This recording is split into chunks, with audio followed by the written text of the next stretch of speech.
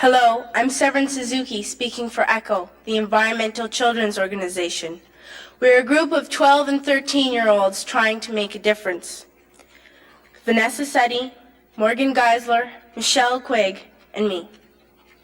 We've raised all the money to come here ourselves, to come 5,000 miles to tell you adults you must change your ways. Coming up here today, I have no hidden agenda. I am fighting for my future. Losing my future is not like losing an election or a few points on the stock market. I am here to speak for all generations to come. I am here to speak on behalf of the starving children around the world whose cries go unheard. I am here to speak for the countless animals dying across this planet because they have nowhere left to go. I am afraid to go out in the sun now because of the holes in our ozone. I am afraid to breathe the air because I don't know what chemicals are in it. I used to go fishing in Vancouver, my home, with my dad, until just a few years ago we found the fish full of cancers. And now we hear of animals and plants going extinct every day, vanishing forever. In my life, I have dreamt of seeing the great herds of wild animals, jungles and rainforests full of birds and butterflies, but now I wonder if they will even exist for my children to see. Did you have to worry of these things when you were my age?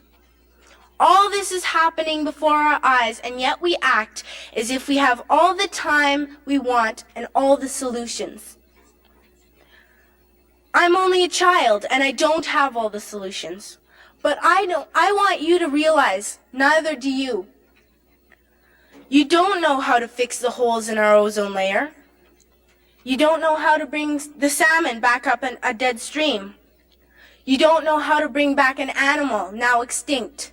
And you can't bring back the forest that once grew where there is now a desert. If you don't know how to fix it, please stop breaking it. Here, you may be delegates of your government, business people, organizers, reporters, or politicians, but really, your mothers and fathers, sisters and brothers, aunts and uncles, and all of you are someone's child. I'm only a child, yet I know we are all part of a family. 5 billion strong, in fact 30 million species strong, and borders and governments will never change that. I'm only a child, yet I know we are all in this together and should act as one single world towards one single goal.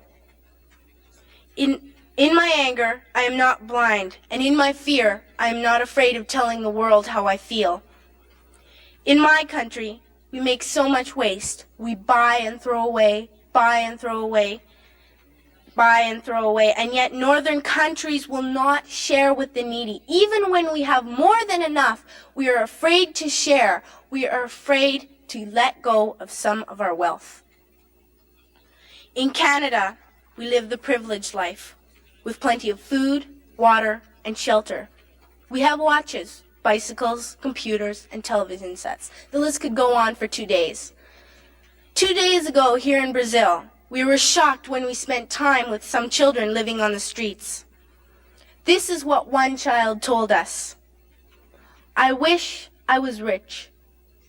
And if I were, I would give all the street children food, clothes, medicines, shelter, and love and affection. If a child on the streets who has nothing is willing to share, why are we who have everything still so greedy? I can't stop thinking that these are children my own age, that it makes a tremendous difference where you are born. That I could be one of those children living in the favelas of Rio. I could be a child starving in Somalia, or a victim of war in the Middle East, or a beggar in India. I am only a child, yet I know if all the money spent on war was spent on finding environmental answers, ending poverty, and finding treaties, what a wonderful place this earth would be.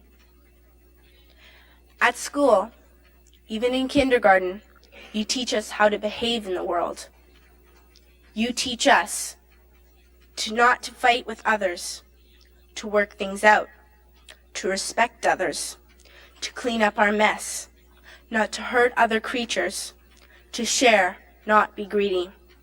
Then why do you go out and do the things you tell us not to do?